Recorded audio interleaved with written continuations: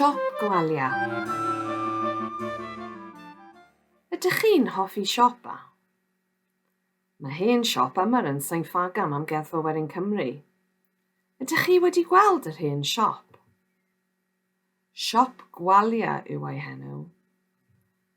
Mae'n dangos sut oedd siopa'n edrych yn y gorffennol. Daw'r siop yma o Fro Ogwr. Mae'n edrych union yr un peth ag yr oedd yn y 1920au.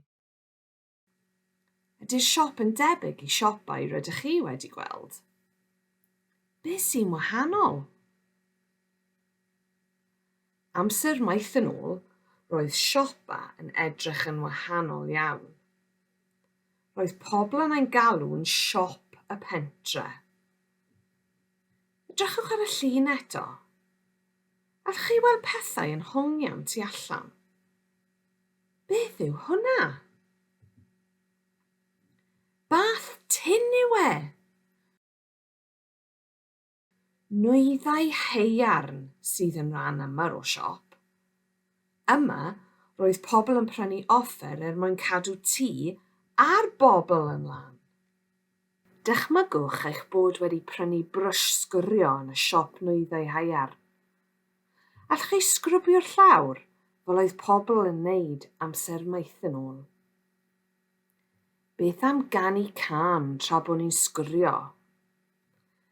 Dyma sut mae sgwrio llawr, sgwrio llawr, sgwrio llawr. Dyma sut mae sgwrio llawr, mae lan yn nawr, hwrei! Dyma lle mae bwyd i gyd. Mae llawer o bethau blasus. Tiniau nwyddau sych, menyn, caws, cig, cracyrs a bisgedi. Yn lle defnyddio troli fel y byddwn ni'n gwneud heddiw, roedd perchennog y siop yn casglu popeth ar eich rhan.